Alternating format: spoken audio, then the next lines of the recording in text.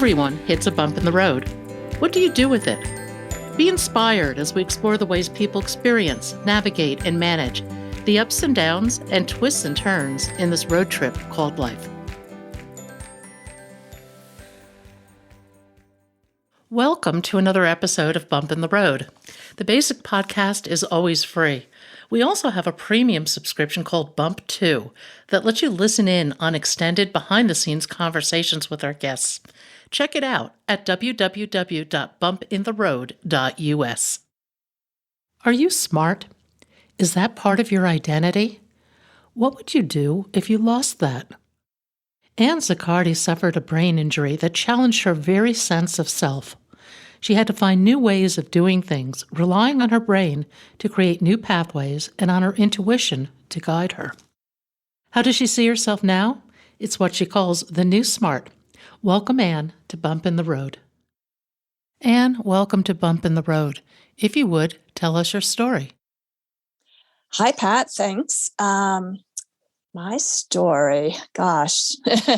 My brain injury story started in 2011. And though I don't define myself by the brain injury, that is certainly a pivotal point in my life where I hit a bump in the road. So I'll start there. So in 2011, I was in Germany, traveling in Germany, and I slipped in a bathtub and hit my head. And at first, I didn't really think much of it.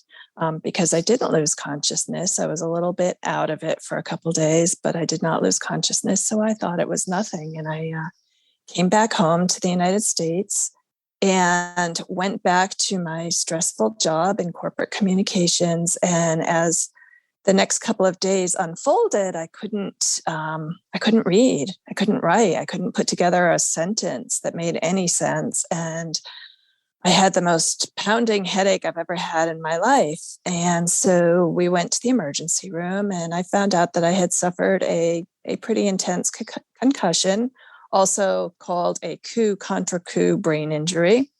And I was told to go home and brain rest, which I did.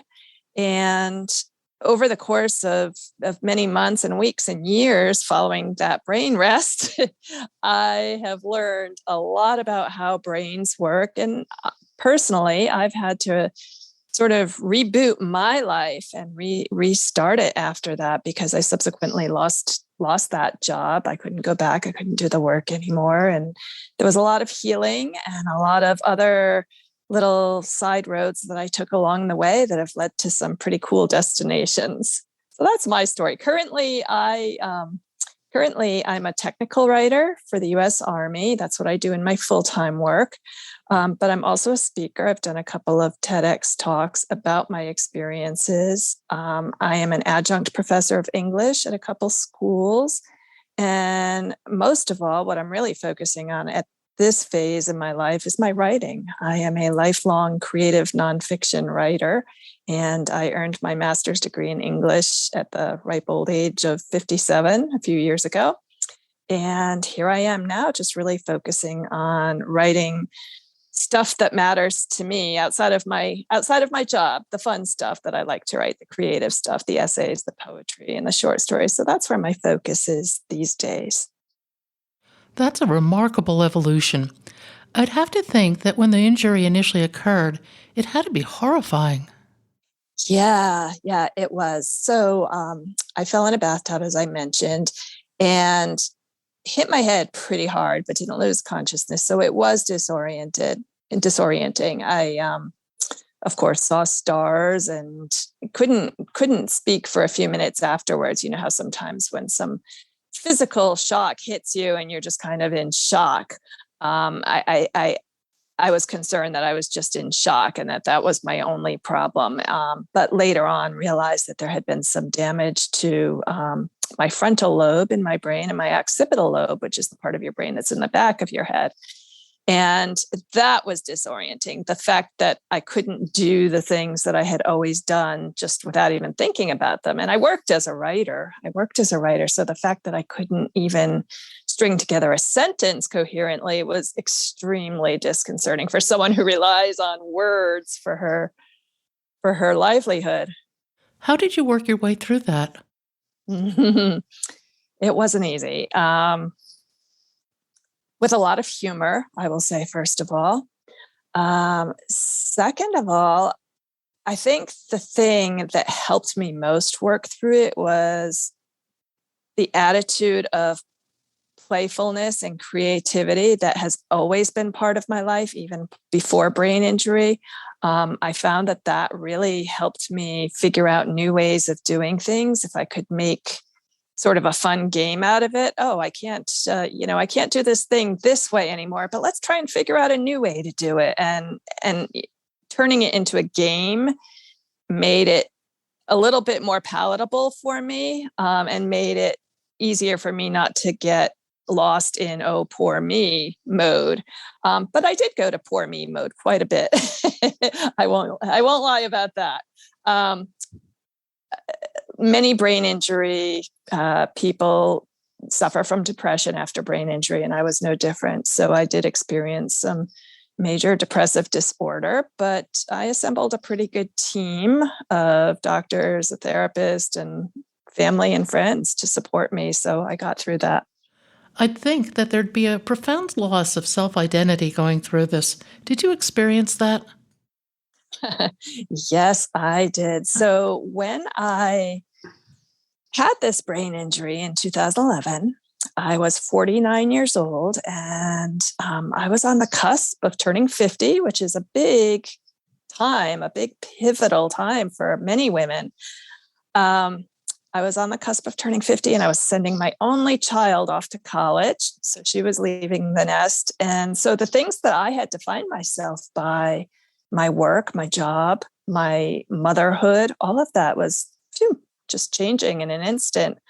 So it was very disorienting, as you pointed out early, but it was difficult. My whole way that I measured who I was suddenly just changed in an instant, and I had to learn how to measure the things that I valued in other ways. Talk about that a little bit. What other ways did you find to measure things? And did you find that your sense of what was important changed? Absolutely, yes. So in my first TEDx talk, I talked about this quite a bit, and I love this topic. Prior to the brain injury, I had defined myself by a few different things. Career was a big one, and how much money was in my checking account at any one time based on how well I was doing at my career was another thing. And suddenly that was gone.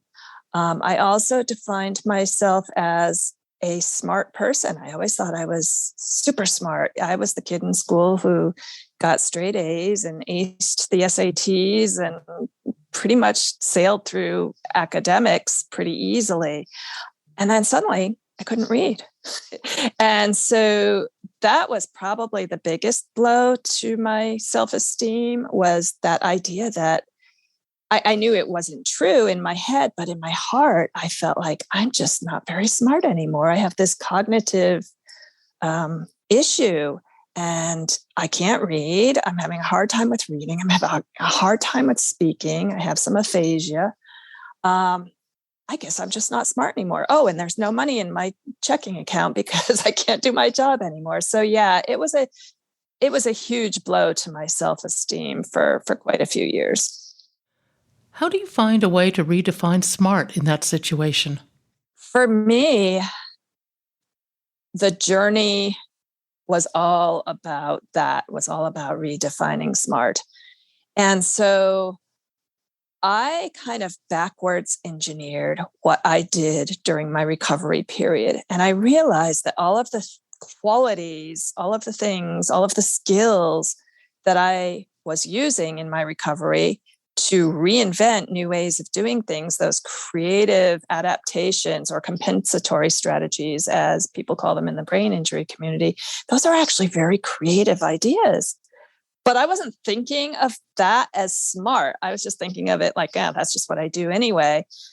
But after some time, when I reflected on it all, I thought, gee, I was able to take a really tough situation and muddle through it and figure out a new way to do the old thing And it wasn't easy at first. It never is when we're learning new ways of doing old things. It's, we're breaking years and years of neural connections in those habits. But I learned that what I believed was smart was that ability to challenge our brains, to try to make new neural connections. And that's called neuroplasticity in the neuroscience world. And I realized that neuroplasticity, especially as we age, is so important to keep a healthy brain. So I think how I would define smart these days, for me at least, is that willingness to sit with the discomfort that causes neuroplasticity to happen, right? It's like exercising a muscle. It's like exercising a new muscle. When you first start working out, you're a little bit sore at first. And it's true with our brains too. When you first start doing things in a new way, it feels weird. It feels uncomfortable. It feels abnormal. And we tend to feel very self-conscious when we're trying new things because we know we can't do them perfectly. So neuroplasticity and that willingness to sit with discomfort and to make a lot of mistakes is how I would define smart these days. Neuroplasticity is really the biologic definition of resilience, don't you think? Absolutely. Yes, that continual adaptation, that willingness to be flexible, and resilience, doesn't mean that we miss the old way. It doesn't mean that we don't miss the old way of doing things. I still miss that I could read faster than anyone I know because I can't anymore. But it means that I've adapted and I've found a new way to read and that it's all good. So yes, neuroplasticity is the definition of resilience, I think, and health. Do you find that there's been a shift between your left and right brain in dominance or in the way you approach problems? That's a great question. I feel like I have always been pretty equally right and left-brained. Probably a little bit more right-brained, which is the creative side typically. It's what we think of a creative side. But as a technical writer, I've always had to be a little bit left-brained too. I have to be able to speak technobabble and translate it into plain English. So after my brain injury, one particularly left-brained activity is perhaps for me following a recipe, right? You have a recipe, you have step one, you have to do step one before you can do step two, and you have to follow it pretty precisely, especially if you're baking and you want it to come out right. So I was not able, my executive function of my brain took a hit. So I wasn't able to do that as effectively. And I found that I became more of a right-brained cook, which means I was more in tune with like how things tasted at the moment, and rather than the steps, rather than the process of getting them done, which is more of a left brain thing. So I found myself becoming more dependent on my right brain activities such as creative thinking and intuition and those sorts of things that are kind of hard to put a finger on. Now, intuition is a word that comes to my mind, and having to move in a more intuitive sense to get things done. Yes. Yes. And, Yeah. and that's fascinating too, because that puts you out there in terms of being incredibly present moment and having to just deal with things as they come along. So true. Yes, intuition does force us to be mindful and to be present in the moment. And I look at that as kind of a mixed blessing, right? I've always been pretty intuitive, but after the brain injury, I really, really was forced by virtue of the injury. I was forced to be in the moment. I couldn't read, I couldn't watch TV, I couldn't drive, I couldn't do anything at first. What else are you going to do but be in the moment? And it was sort of this forced meditation, and it was a blessing in disguise for sure. So it certainly has improved my power of intuition over the last 10 years, learning to live with a brain injury. And I love it now because I've also learned to trust my intuition. I've always trusted it pretty well, but I've learned to trust it in a way now that like there's no discussion about it. I know when I know something, and I may not be able to tell you how I know it, but I know it and I know I'm right. That's fascinating.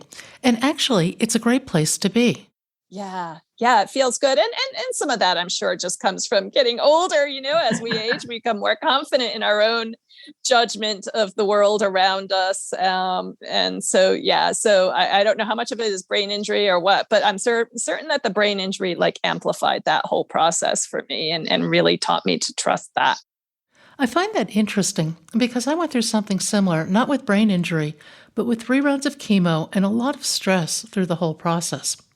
To manage the stress, I learned to meditate, and I meditated twice a day. From the treatments, I had horrific chemo brain. The two, I believe, rewired my brain.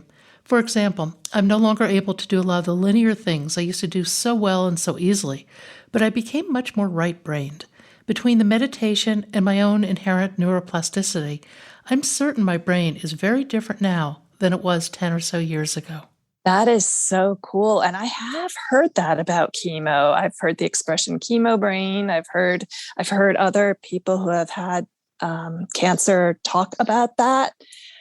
I don't know for myself if that's true, but I think that's absolutely right. So and what you just did, I think, is point out a really important thing. There is it was chemo's crappy, no matter how you slice it. It's an awful thing to go through, but it's kind of cool what your brain was able to do with that.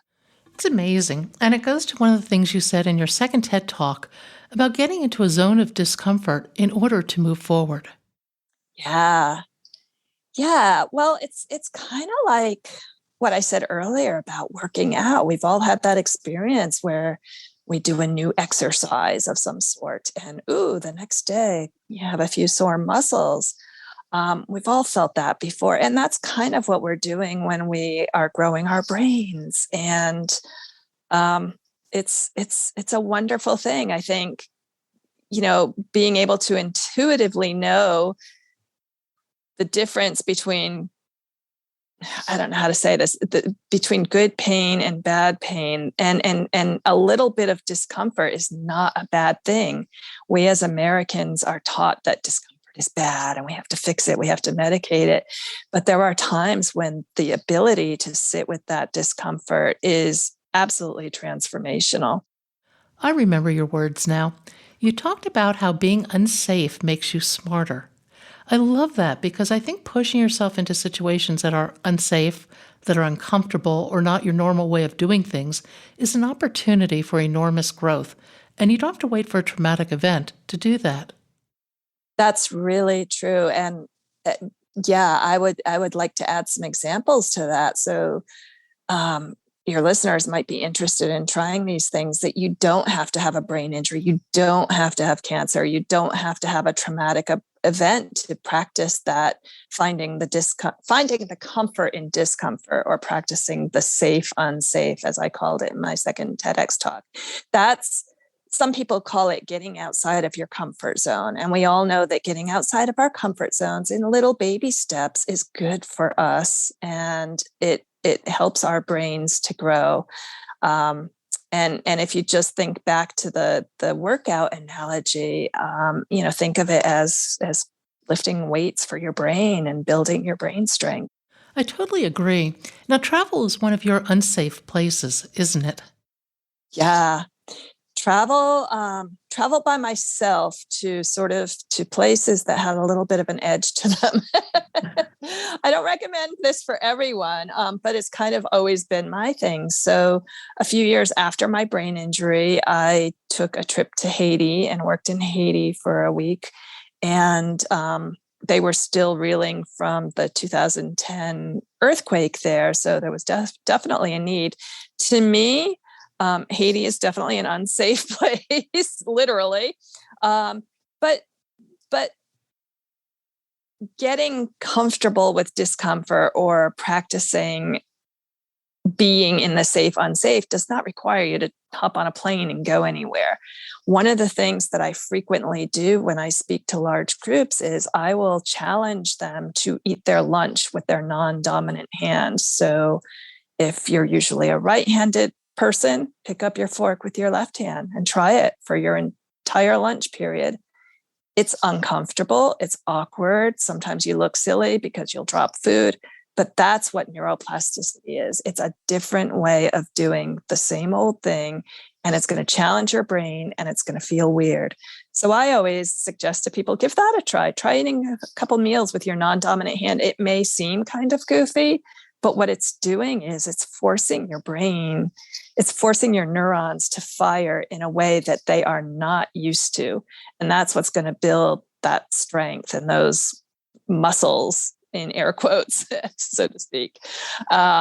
So it's things like that. And I always tell people that I feel very lucky because I grew up like that. I grew up playing games and doing things like that were always challenging.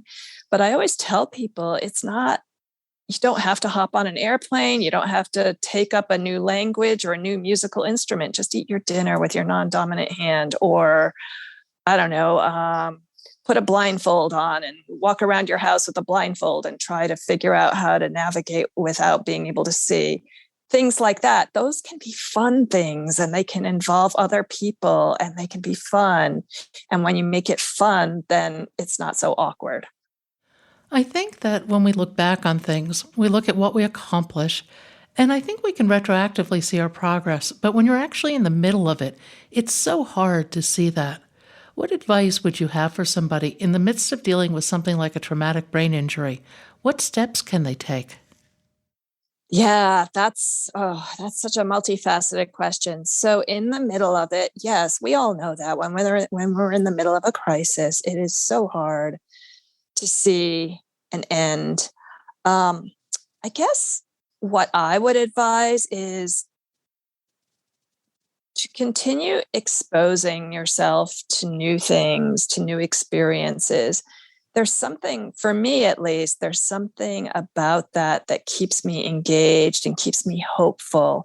And it kind of takes me out of my own misery when I'm out and doing something, learning something new, or doing something to help somebody else. It takes me out of my own fear and anxiety. So that would be the first thing. But I would also advise, self-care is a huge buzzword these days. And I don't believe that self-care means going to get pedicures and getting your hair done. I think self-care is really about finding that mindful, quiet time for yourself every day and carving that out and making it a priority. That's what self-care is. So for me, that might look like prayer or meditation or a walk in the woods. The studies tell us that being out in nature is actually very good for our brains and very good for anxiety. So things like that help me a lot. Mindfulness practices, whatever they may be, they're different for everybody. I get mindful when I sit with a knitting project and I'm knitting, because there's something about that repetition that's very hypnotic and beautiful to me. So there's lots of ways to be mindful. Did any of this change your sense of compassion? Oh my goodness. Yes, indeed. So 10 years ago, when this happened to me, I did not have any knowledge of the term invisible disability. Now I talk about invisible disabilities all the time. And I have learned to be less judgy of people, because I realize that I don't know what they're dealing with. I don't know what invisible disabilities they might have. I don't know if they woke up on the wrong side of bed this morning. I just don't know. And so I've definitely become more compassionate, more able to give people the benefit of the doubt, and less likely to make a quick snap judgment when somebody behaves in a way that I don't like. So I guess a brain injury increased my sense of empathy and compassion for others. And I do talk about invisible disabilities a lot. And thank goodness now invisible disabilities are starting to get a lot more notice in the workplace and in our culture. So you never know what somebody is dealing with. So it pays to just treat everybody with that in mind, and be curious about what's going on with that person before you make a judgment. I think invisible disabilities are actually with us all of the time. It might be an emotional perspective that you have on things, it might be disease or physical disability. I think everybody has something. Yes, we all do. It's interesting. I recently learned that anxiety and depression are considered invisible disabilities, and that under the Americans with Disabilities Act, people with those conditions can possibly apply for reasonable accommodations to work at home, or to have an alternative work arrangement. And when you think about it, those are the most common mental health disorders in our culture. Many of us at some points in our lives have dealt with anxiety or depression. So I had never thought of those things as disabilities, but think about it, they can be very disabling. And so, yeah, I think we've become a lot more inclusive and aware of these things. I think we have a long way to go, but we're certainly making progress, at least since I had my brain injury 10 years ago. I think the idea of neuroplasticity has really caught on, and people, through talks like yours, are starting to see what that could mean for their lives. I think our ability, regardless of age, to train and continually develop our minds is just remarkable. And once you get into that pattern of learning and change, I think you have a greater chance of staying there, and change becomes less threatening. Yes. Yes, that is so true. The more we experience change and the more that we get comfortable with the discomfort that change brings to us, the more comfortable we will be with change in the future, because we know we can handle it. That's how we build resilience and confidence in our ability to handle things. And I'm so glad that neuroplasticity is such a big topic in the science world these days. And certainly for me, I'm a baby boomer, so I'm getting to be that age where I want to do whatever I can to avoid any kind of dementia or other cognitive disorders as I age. So I'm going to do everything in my power to keep my brain healthy, just like I would go for a walk every day to keep my body healthy. It's the same thing. We must take care of that part of our bodies if we want to live a long life with a brain that continues to work. And even then, there's no guarantees, but we certainly can help the process along if we are willing to be uncomfortable a little bit, and to create new neural pathways, new ways of doing things. And we would have a much more interesting life. Absolutely. And curiosity, you mentioned curiosity earlier, and I wanted to go back to that, because curiosity is a huge component of how I define what smart is to me now. Whereas I was describing earlier, smart meant, more measurable things, like how much money was in my checking account and what score I got on my final exam for a class. Now I realize that curiosity is really what it's about. That ability to never stop asking why, to be the annoying toddler who keeps saying, why? I've kind of gone back to that. And, we all hear the term lifelong learning. Lifelong learning is a big thing. And and curiosity is a huge part of that. Always be asking why. How does it work? Why does that work that way? How does that happen? How did that get there? And the more we do it, the more of a habit it becomes. One of my guests once said, "What would I do right now if I were my more curious self?" What a great question just to ask on a daily basis for all the things that we do. Yes, it is. And that, what you just said, reminds me, and I'm trying to remember the poet. Was it a poet who said this, who said something about asking more beautiful questions? Was that E. Cummings? I can't remember. But anybody can Google it. And it's really curiosity is all about asking a more beautiful question. it's not necessarily about knowing the answer or about anybody knowing the answer. Sometimes there are no answers, but asking the beautiful questions. Always ask beautiful questions. The older I get, the less I know. I think this realization opens the door to more curiosity and humility. In a state of humility, you can learn and see many things that you don't see in a more arrogant state. This is true. When we're arrogant, we think we know it all, and we don't want to look like we don't. And we've all experienced that. There are always times when I feel like, oh, I don't want to look stupid, so I'm not going to ask this question. And people will say, "There's no stupid questions," and there really aren't any stupid questions. So yes, it's certainly curiosity can and humility go hand in hand, I believe, because the more curious we are, the more we're like taking us out of it, right? We're curious about the world around us and how it works. It's not about us. It's about figuring out how it works. And it's not about ego. I think it's about newness. Einstein had a great curiosity quote, but I can't pull it up right now. Maybe you can. But he always underscores how important curiosity is. Yeah, I know the quote you're talking about, and I cannot pull it out of my head, but there are definitely so many great quotes about curiosity out there. And I have to say that was a really hard part of my recovery, because I had always been, prior to the brain injury, I had always been the good student, the good girl, the good daughter, the good everything. And I didn't ask a lot of questions. Well, maybe I did. I don't know. But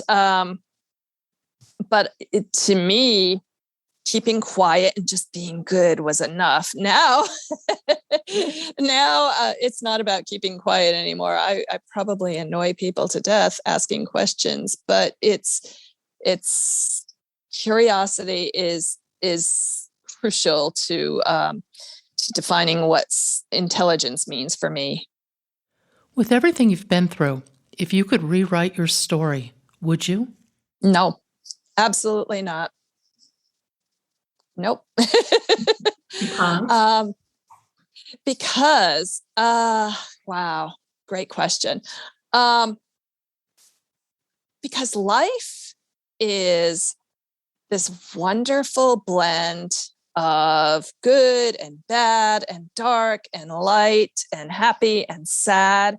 And if I didn't have the parts that were difficult and challenging and sad and crazy and depressing, they're all important. They're all part of the recipe for me. So yes, they were hard parts, but no, I wouldn't change a darn thing, because where I am now is a good thing for me, and I'm happy, and I've learned so much. And I might have taken an entirely different path if I had not had a brain injury, and I might be just as happy as I am now. But I got what I needed, so I've learned some very important lessons, and I'm very happy with where I am now. So no, wouldn't change a thing.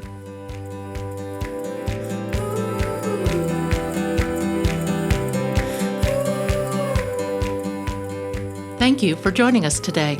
I hope you found something in today's podcast that inspires you along your own life's path, because sometimes a bump in the road is actually a portal into a more conscious and meaningful life. You can subscribe to our free podcast at www.bumpintheroad.us or become a premium member to hear the full conversation. Just go to www.bumpintheroad.us for more information and to sign up.